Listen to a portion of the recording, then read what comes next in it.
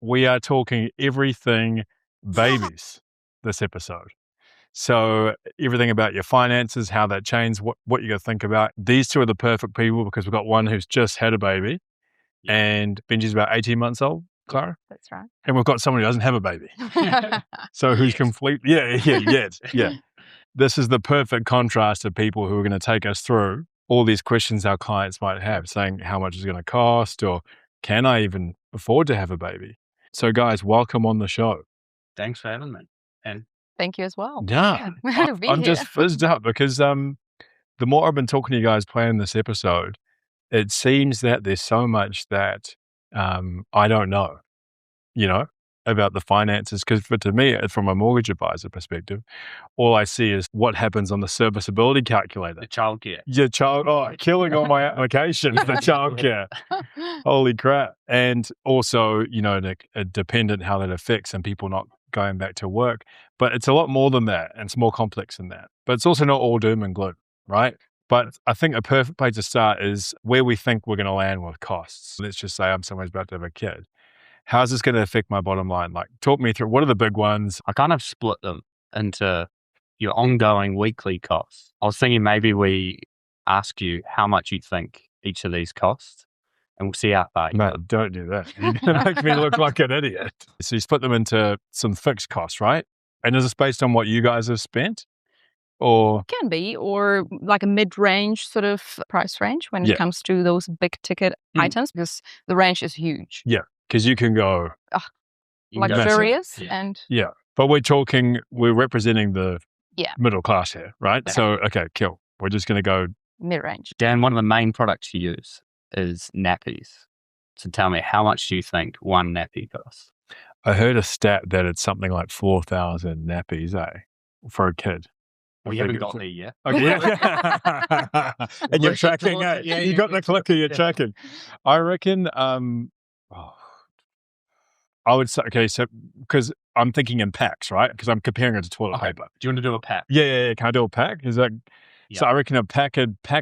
Pack of 6? You're buying nappies in 6? Okay, well, what's the standard? 30, let's say. 30. Okay, cool.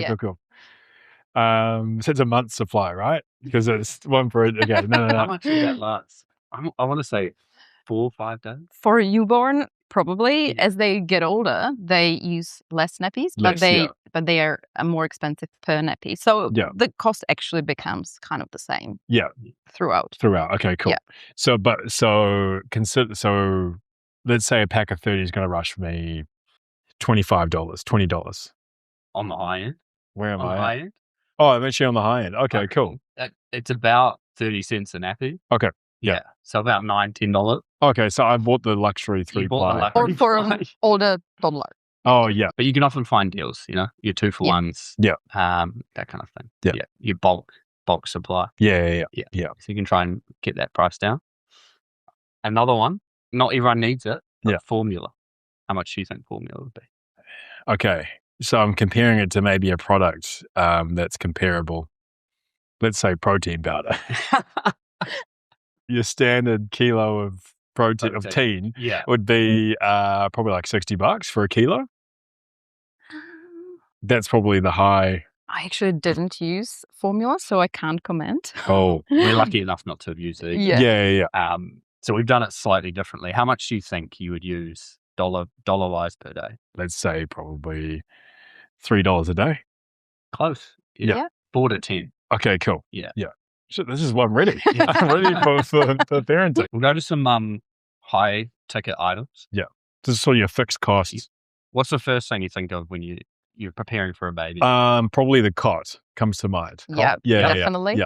How much do you think a mid-range cot, including a breathable mattress, would cost? And the mattress? Okay, so the mattress is where they'll get you probably. So potentially.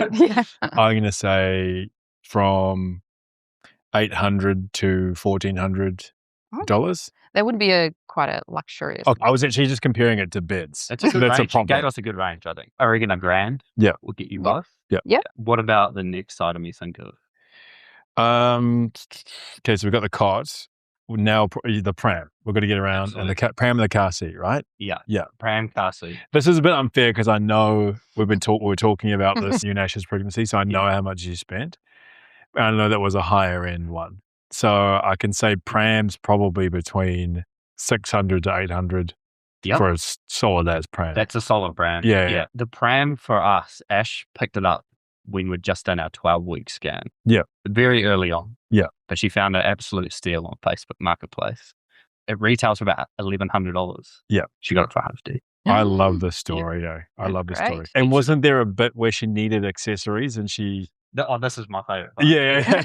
It's an Aussie brand pram. Yeah. And to get the right car seats that fit onto it, because it's plug and play kind of in and out of the car onto the pram. We needed some adapters for it. Yeah. And we don't sell them in New Zealand. We couldn't get them delivered from the Aussie retailer.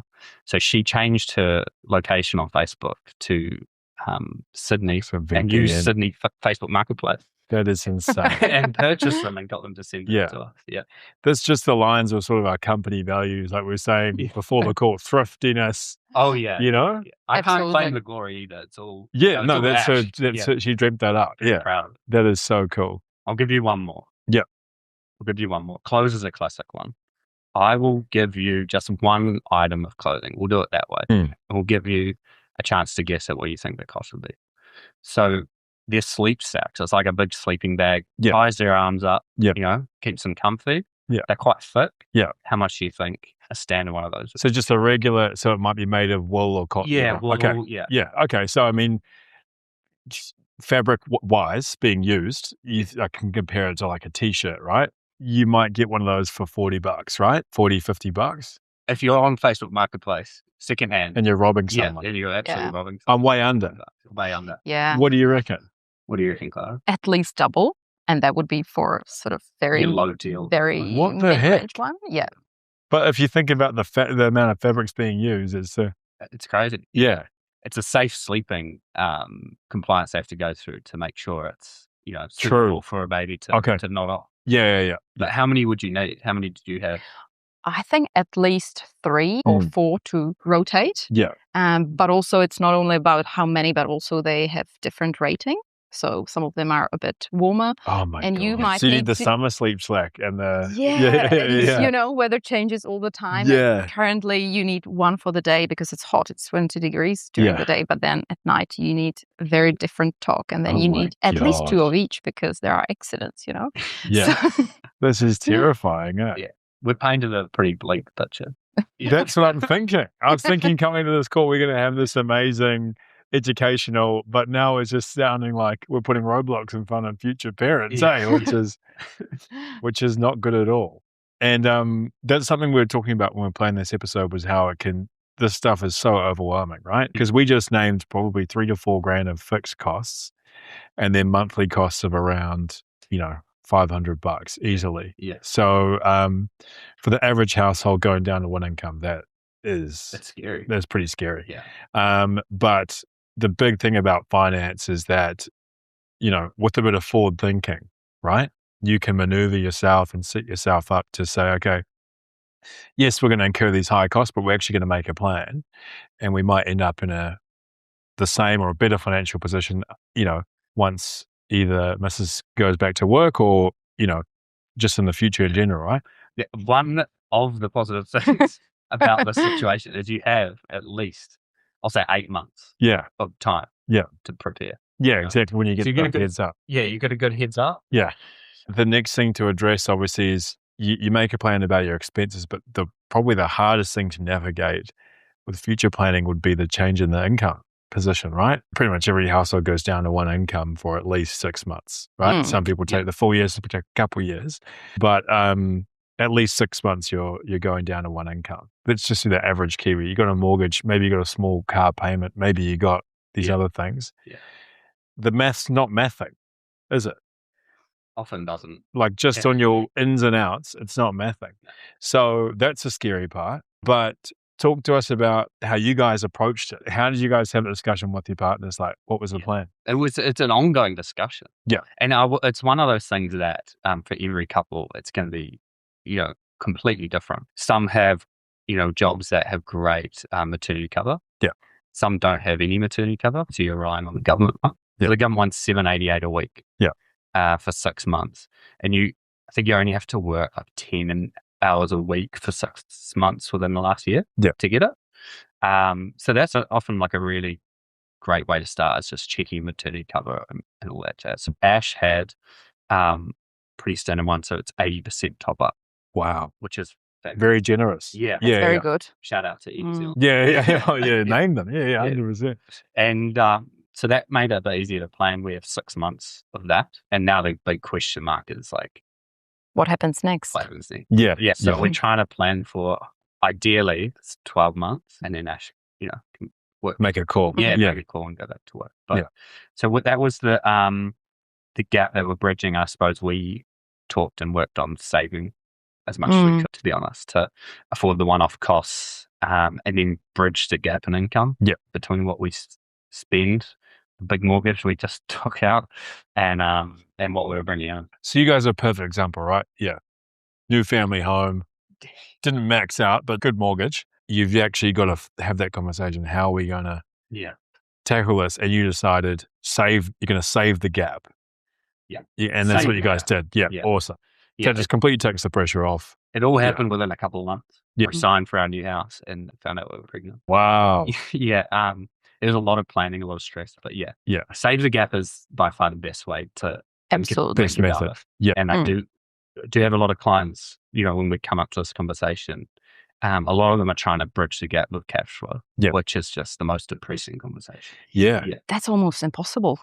When one of the two is off work and is a noticeable, breadwinner as well. It's not, one that's, let's say, on minimum wage. Then obviously it's going to hit the family budget. So how we did it is exactly that. We kind of counted down how much we need to get by, found out how much the gap is, and we're putting money sort of aside, and thought of it as, as a cushion for that time that we will need so that I can be off with the baby for a bit longer than the 6 months. And I think that's basically a key to survive and not lose sanity, because you don't want to incur more debt while you're on maternity leave. True. And it's already stressful as it is. Having a baby is, it's great.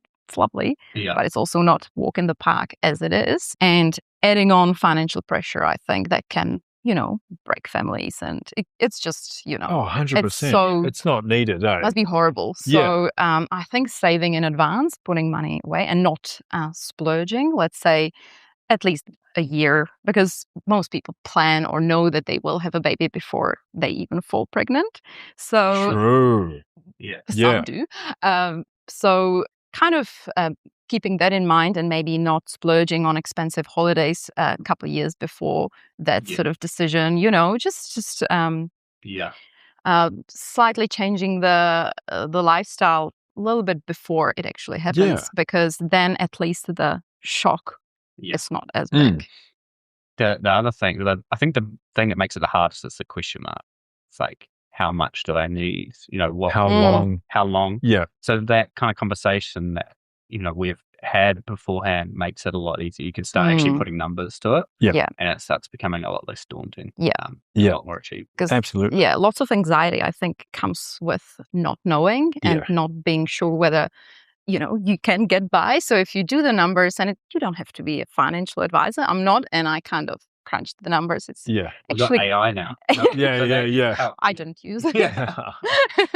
But you can just crunch the numbers. It's quite simple, and then you kind of know what you're up to. And if you see that you actually can't save any money in advance, or also an important thing is, it's not just the 1 year after the baby is born, because there are ongoing costs like daycare, so you roughly need extra $500-600 a week to actually sustain having a baby. So if you can't put aside $500-600 a week as you are as both working, you probably will have really tough time. Have a hard time. Something's got to change. It's gonna. That's when you got to actually look at the expenses, right? And it's, there is a lot of factors. Some people have family to help, so maybe the childcare costs will be that high, and all sorts of things. Every family is different, so maybe the ballpark that I gave was, is off for lots of families. But for us, that's kind of $500-$600 a week. That's how much we need extra for the baby. Yeah. Even now with childcare. Yeah. I suppose the great thing about that is that you're back at work. I am. So then now that obviously the additional cost from before, but that sort of covers that. Yeah. Yeah. Oh, brilliant. Okay, so you both saved the gap. That's fantastic because you guys didn't talk to each other. You didn't even know each other at this point, and you both made the same decision, and you're both smart people. So I'm going to say that is the way to do it. Yeah. And that would be my advice as well. Yeah, 100%. And just back on that point you're making, Klara, like it's a really stressful thing if you're trying to not, maybe ignore the savings part and then focus on the expenses part, because there's only so much you can cut down on, right? Yeah. You can always increase your savings if you have a good runway, but you can't always decrease your expenses, and that's where the stress and the difficulty can come from, Totally. Yeah. The other thing I'll talk about now is childcare.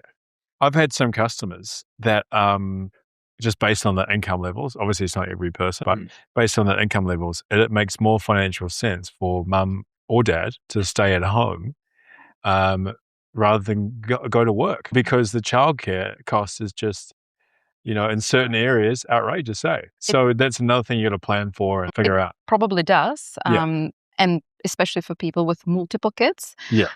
When a family has, let's say, 2 or 3 kids, if you think about the cost of childcare times 3, it can easily be a 1 full-time salary. So then it actually does make sense. But if you have 1 and if you're on decent salary, it probably still makes more sense to go to work. For sure. But it really depends on everybody's personal situation. Yeah. And a lot of things, right? Like you want to actually get your career going. A lot of people, these days, absolutely, they want to get their career going. But you can have both. Yeah, exactly. I totally agree, because I was actually looking forward to going back. That was your position, right? To work. When I was looking for a new job to come back to workforce, I talked to you guys. I was in the second half of my maternity leave, and I told you even back then that I'm looking forward to going back to workforce, and that was not a lie. Just to get the job, I actually was so excited. And I'm a full-time working mom with a baby or child in the daycare full-time. But I actually enjoy coming to work full-time, because let me tell you, it's not easy to care for a child at home. So it's a cost, but also from financial perspective, when you think about it, working for me, let's say working 3 days a week and sending my child to daycare only 3 days a week. Yes, sure, I would save some money on daycare, but it's nowhere near to how much I earn in those 2 days. So plus I like my job. So it's a no-brainer for me. But again, this can be very different for other people, because some people don't like their job or earn, let's say minimum wage. And for them, it doesn't make that much sense. Well, they have family around, and so they don't have childcare. Yeah. For a retired family, that's a bit luxury. Yeah. We're obviously not at the childcare stage. We're 8 weeks in, but I had a hot tip from Ash. Oh, yes. If you guys want to hear Our remote correspondent. Yeah. Please. You need to be looking at childcare centres 12 months. 12 months before you wanted to use it. So as soon as they're born, basically. Because they fill up? They fill up. Wow. Yeah. So there will be like a handful of childcare centres around where we live, and obviously you're going to vet them only if you make the grade, and then you have to actually book in like a good time ahead as they fill up. Yeah. And I hear they're pretty ruthless, like from your stories, Klara, and from other parents that I know. Like if your kid's has a temperature, they're banned from school for a couple of days, right? Until the temperature's low. And you pay. And you, of course, and you got to pay. You pay the whole time. You don't even know this. No. Good luck, mate. Yeah. So what do you do, though? Both of you are working? So basically, Someone's gotta go home. that's a tough one. So if you're lucky, like I am, and I can work from home when my child is sick, then it's kind of resolved. But then if you've got two people who work in jobs where you can't work from home, well, one of them probably has to take sick day or a day of leave or unpaid leave. So again, it will, depend. Yeah, it will depend. It's where the sick policy comes yeah. in. I haven't often looked at the sick policy when looking at a contract. But Yeah. that makes a lot of sense. Well, that's that's the thing. Well, yeah, I mean, you can take a sick leave to care for someone, right? Yeah. That's part of it. Yeah. You can, yeah.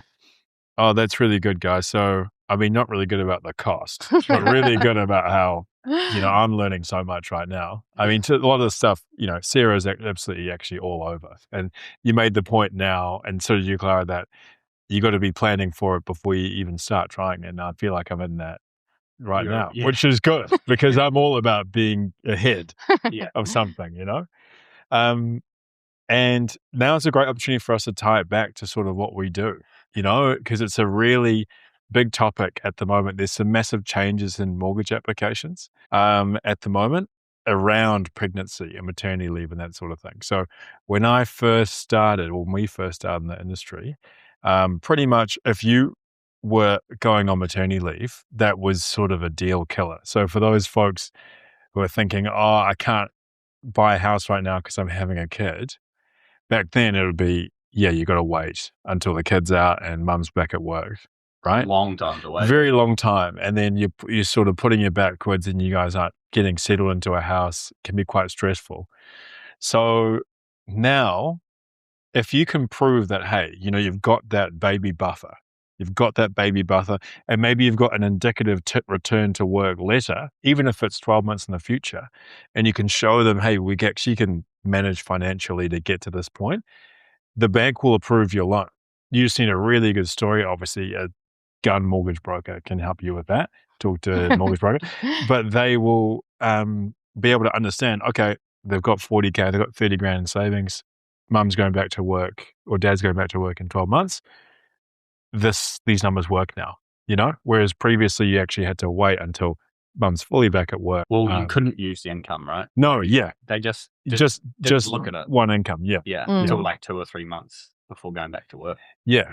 So that's been a massive, massive change, positive change, because, feels like the banks are understanding, okay, like treating things more like real life. We've got to be a bit flexible. People are going to make their mortgage. If you can see they've got good, account conduct and client personnel, they're going to make their mortgage.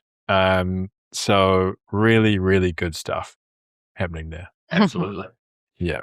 So another key thing I want to talk to you guys about is maybe aside from the finance, but just in general, what are some things that you found to be really successful or help you guys have a successful pregnancy? Like, there's so many things to think about, like, let alone money's the biggest one. Yeah. But, like, what are some of the key things? For us, or for me specifically, just Ash knows a lot about, well, she did know a lot about this stuff, or knows generally. She's a nurse, right? Yeah. So she has a little bit more knowledge around this subject. I'll say it that way, because she doesn't like people thinking she's an expert, Yeah. But she also does a lot of research. And so she knows a lot more than I did. Yeah. So for me, it was like a lot of listening, like watching how things are done. I think the biggest part of having a kid is you as a couple and how you go through that. So we've had our disagreements, our bouts, and one thing that's been, because you're not listening, Dave. Yeah. No. But it's just about listening to each other and working through those points, because there's a lot of the last 8 weeks and probably a few months to come where I can't do much for her. So actually just watching what she's going through and being able to support her in the areas that I can is probably a big tip. That's incredibly wise. How about you, Klara? That's very touching and moving. I've got a very practical tip. I would say never say no to any hand-me-downs, because I've had people actually say, oh no, I don't need them, and I'm like, okay, fine. But I would never say no to them, because you end up saving thousands of dollars. Just getting a cot from a friend saved us like good $500. The amount of clothes that you can get given, that's you can think, oh, that's $10 here, $10 there for the t-shirt, but if you actually think about the cost of the whole box, it's compounds. It's so much money. So talk to people, talk to friends, even show interest in their stuff, because